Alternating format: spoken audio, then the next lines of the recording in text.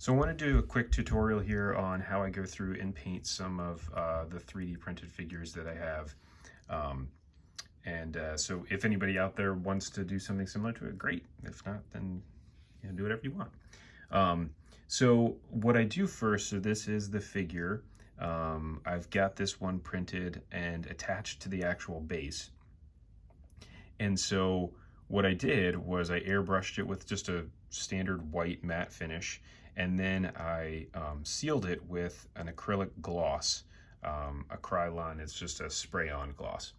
Now I used a gloss because it makes the cleaning of this really easy when you go through to try to paint the details.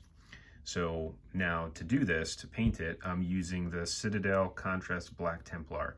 The reason I use this is because it helps to fill into the cracks really easily.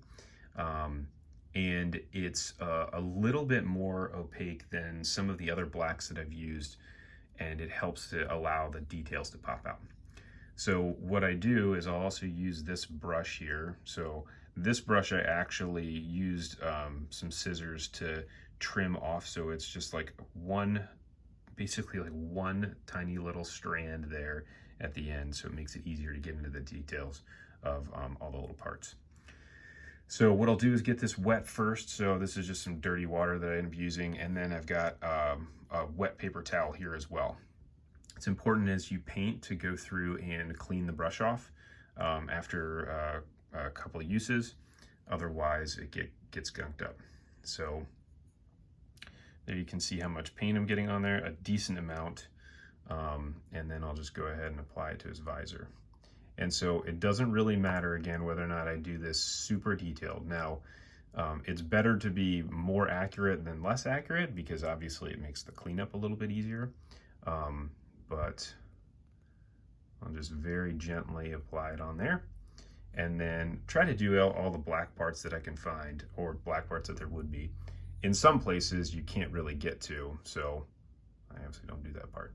But you can see right there, again, I missed, I got it all over his back, which again will be fine here in a minute when I go through and clean him up. So that's how I go through and do that. And so now what I'll end up doing is going to a figure that I have that's already done. So this is what he looks like. Again, you can see there's just not a very good paint job. Now, again, because I used the gloss and I sealed it, the advantage is that now when I go through to clean this up, I can do it without having to worry about wiping off the white paint.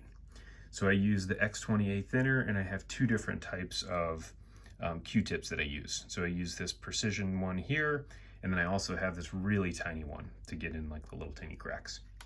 And so here is what it looks like when I go through and do that. So what I'll do here is dip it in the X20 stuff. I'll then go ahead and just try to wipe off a little bit so it's not saturated, because if it's too saturated, it'll start to run.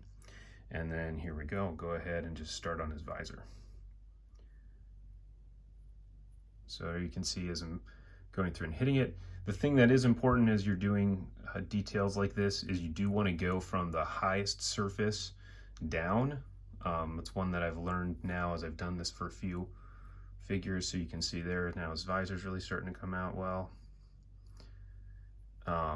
And again, if it gets too saturated, so you can start to see, part of this is because I may not have enough gloss sealer on it, but also because there was so much black on it, when I go to wipe it away, it ends up leaving a black residue. So I use just the dry part just to wipe it up. And again, I can't quite get down in there right by the gun. So now we'll just take this guy. Again, just dab it off so that it's not super saturated.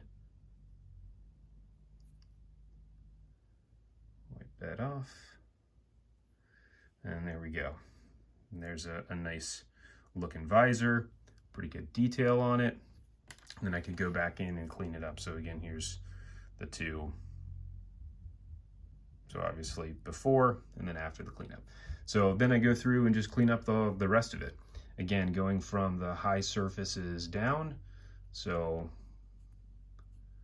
there we go. Let's get his leg cleaned up. Do the back. And so if you do too much of this, or you don't have a Q-tip that's got a precision tip on it, what will happen is you'll end up getting down inside the crack, and then you'll just wipe away all the paint and you'll have to redo it. So there we go. And I'm sure that there's better ways to go through and do this, and so there you can see I ended up pulling off a little bit of the paint on the inside. So I'll just use this guy again. Get right there. Wipe up a little of the excess, and then just keep moving. And so again, this works really well. It takes a while to go through and do it, but because I'm just not super accurate and I get really shaky hands, this strategy works really well. And then to find a figure that's finally cleaned up, here's one that's already cleaned up. So there we go. You can see again, I got to do just a little bit more to make them look a little bit better. But anyways, that's the quick tutorial. If you have any questions or comments, feel free to leave them below.